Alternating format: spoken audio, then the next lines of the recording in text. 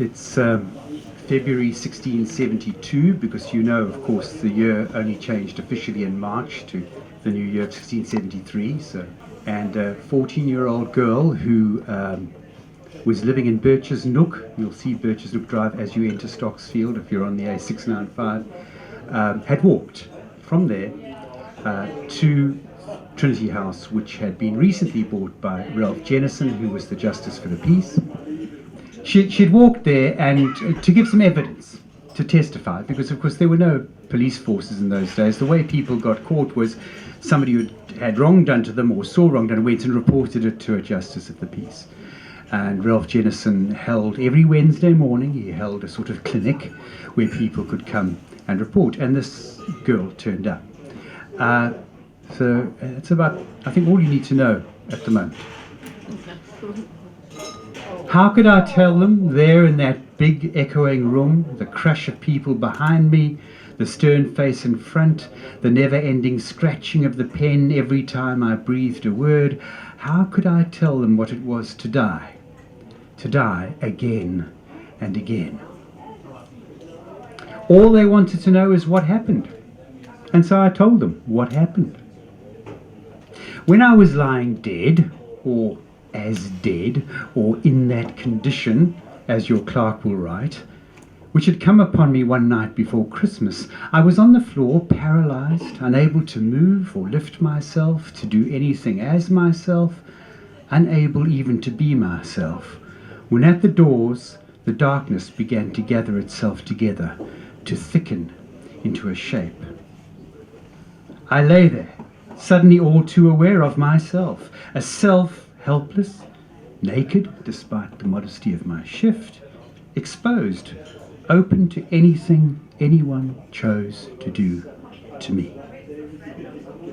But my every sense was quivering, the more alert through not serving me, seeing, hearing, touching, tasting, and smelling even, reaching out into the blackness of the night. It was, I remember, I shall never forget, about the change of the moon, desperate to know something of what was moving about now in the murk of the room.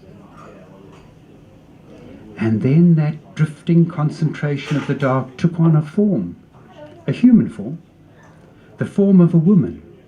And there, kneeling down towards me, a hand reached out to smooth my hair.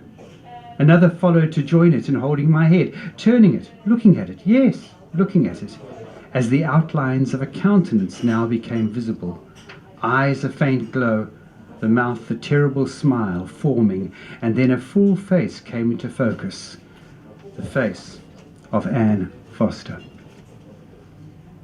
Yes, it was Anne Foster who now lifted my head, gently at first, and then suddenly so firmly that I, for the first time since falling into the fit, felt a sensation, a physical sensation. And it was pain. The pain of the rough leather of a headpiece being pulled over my head, reaching at my thin hair as it was tugged behind my ears, the scratch of the cheek pieces along either side of my face, the cold of the bit rings against the edges of my mouth. Then came the strangle of the throat latch as it was yanked underneath my jaw, the tightening of the brow band across my forehead.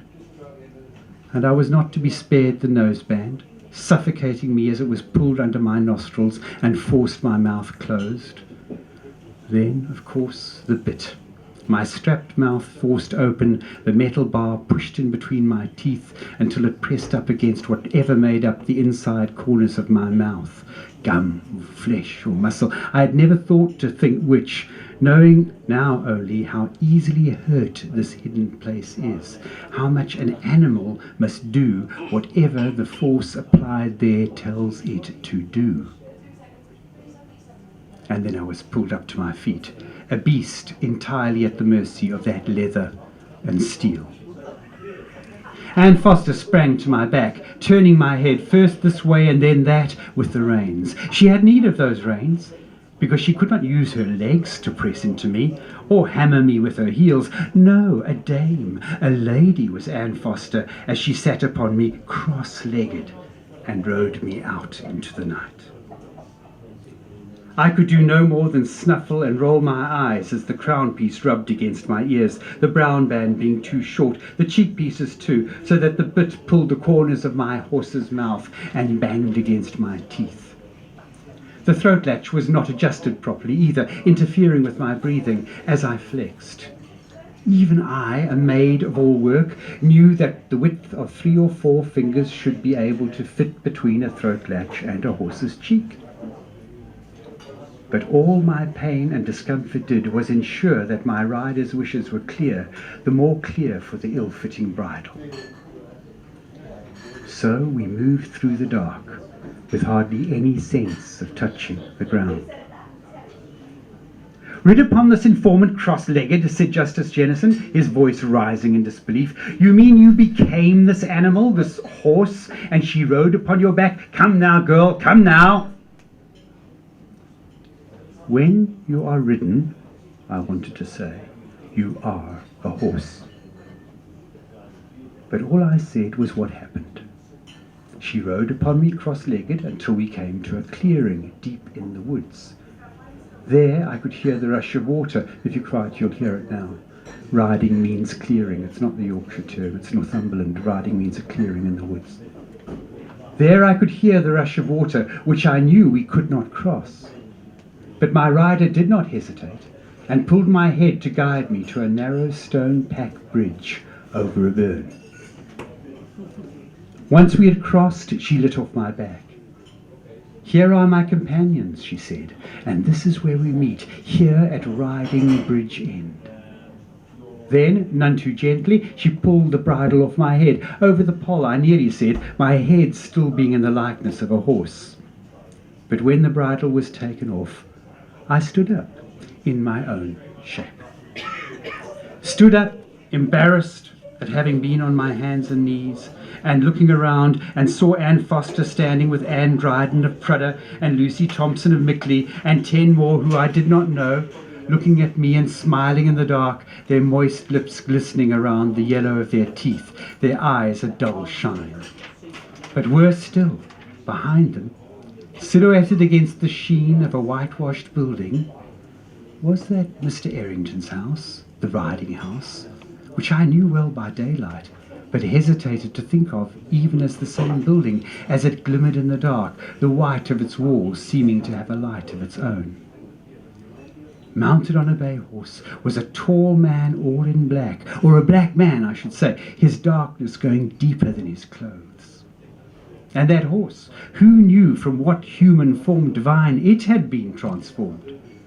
The steam from its nostrils floated out into the night air as it poured and pranced. "Bay, you say?" interrupted the justice. "Bay, how could you see the horse's colour in the dark?" But I was not to be stopped by such a detail. "Bay as I thought," I said.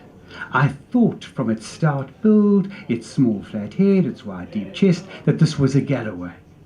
Galloways are usually of that colour, reddish brown or dark, with black points, and the legs too, usually black."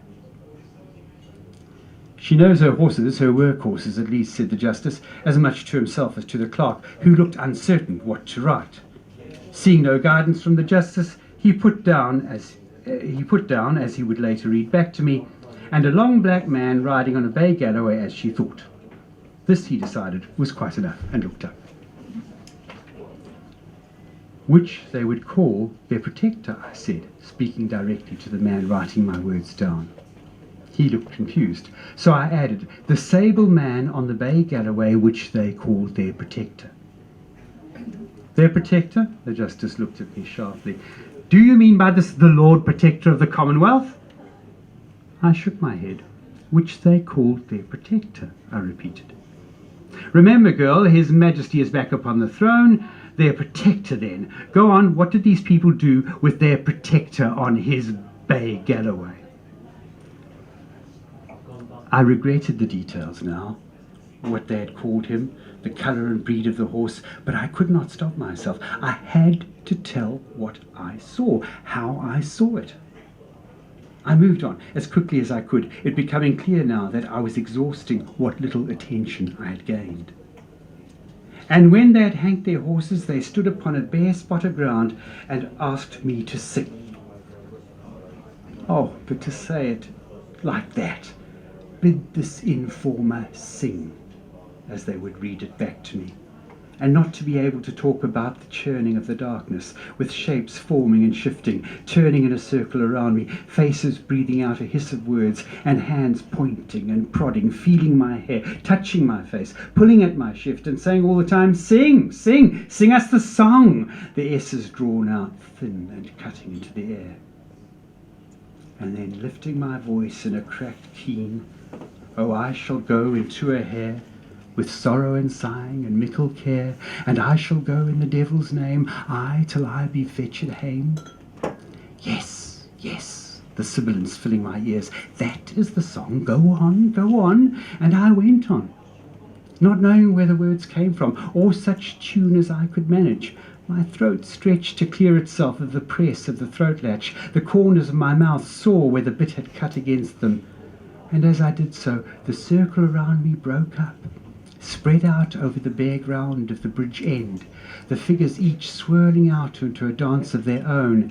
"Here, take heed of a bitch greyhound, will harry thee all these fells around, for here I come in our protector's name, all but to fetch thee hame." And now the chorus. "Come, the chorus," they called, clapping, gyring, floating back towards me, with their faces in mine, muggy warm breath on my cold sore cheeks. "The chorus," they said, joining in on words I had never known I knew. Cunning and art she did not lack, but his whistle would fetch her back. And without choice the next verse rushing out of my mouth, half the twirling forms singing with me, their dancing shapes smudged and smeared, black against black, blurring into each other and to other shapes, many shapes while I sang. First a hare, then a human again, male or female one could not tell, and then a hound, later a cat, sometimes a mouse, and other shapes I could not tell or now remember, and all the time my voice crying and straining for the notes, now with the other half of the dancers singing with me.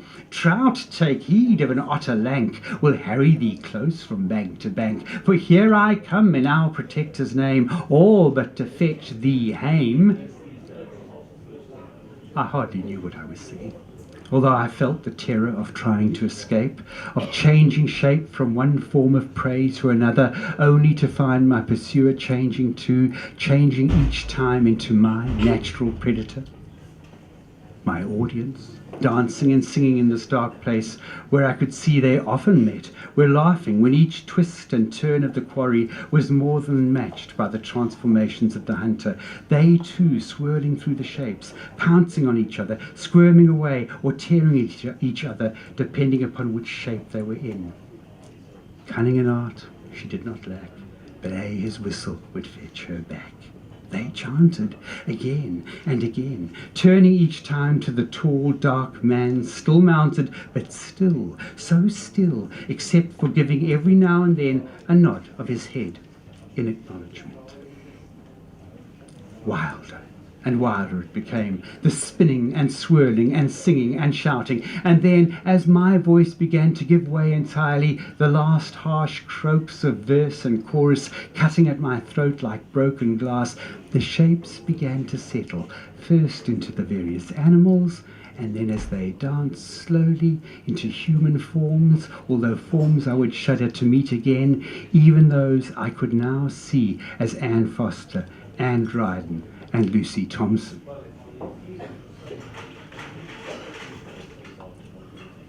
I bowed my head as the singing stopped, jerking it up as Anne Foster approached me, bridle in hand. But by then I was too tired, too sore, too scared to do more than accept the bridle and the bit, stand mute and motionless as all was tugged into place, and I was mounted. I took my place then in that dreadful cavalcade of humans and horses, and who was to say which was which, with the dark man on his galloway at the head of the procession as he led it over the pack bridge, the tumble of water from the mill race, now loud again in the silence, following on the end of our ceremony, the sweat and steam rising off us into the cold, the trees swallowing us up into their denser blackness. And then, one by one, beasts and riders broke away, each in their own direction. Anne Foster and myself too, as she rode me back to Bertree House, where she left me crumpled and weeping on the floor in my own shape, sore and soaked and shivering. "You see," she said, "I have fetched thee hame."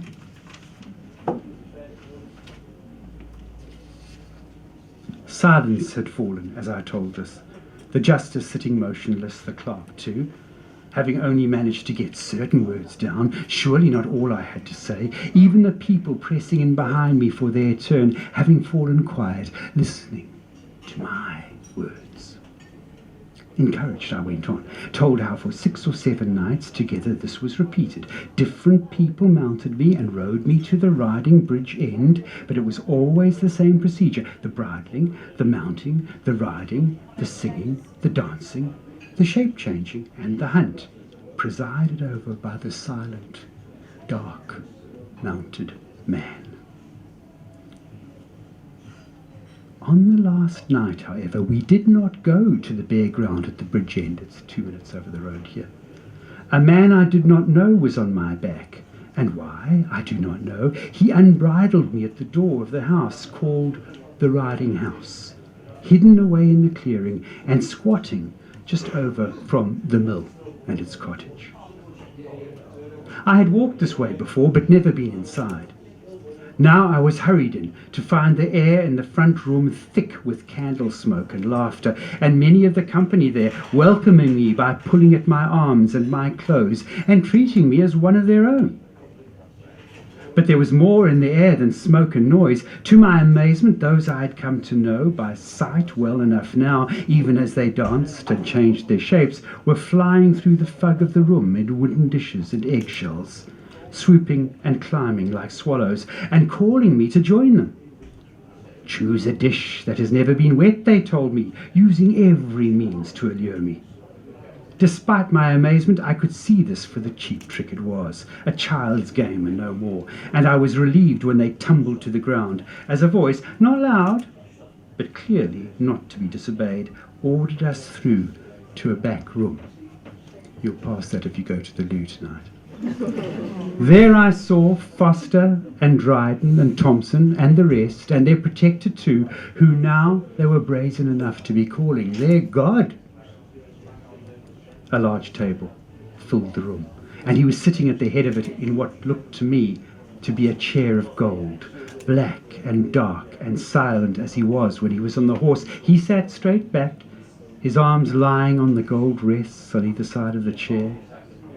As the last of us was hoarded into the room, he raised one hand and pointed above to the heavy beams, and there we saw a rope hanging. My nerves failed at this, but one of the women reached out and touched the rope, as it seemed he desired us to do. This was to no effect. Lucy Thompson pushed her aside and touched it several times, and then Anne Dryden, who touched it 3 times. Instantly, some fine food, I could not see what, being held back by the crush around the table, but Anne Dryden said it was exactly what she desired. Fine food appeared upon the table, and she fell upon it, eating without regard to manners, tearing and pushing food in her mouth, putting back her head, and laughing in triumph, grease and juices running down her chin.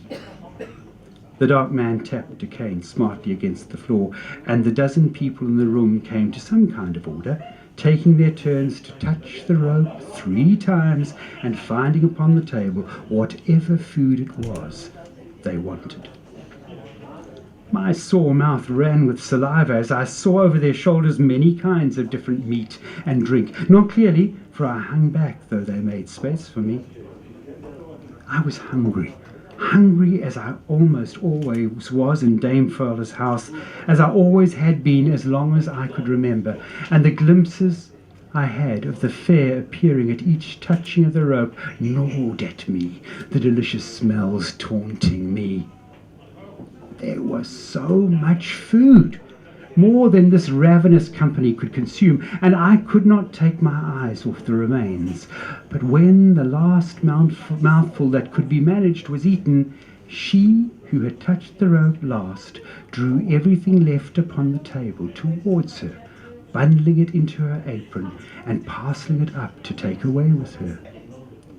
No word was said about this, and I gathered it was their usual custom, the reversions going to the one who had the least time to eat.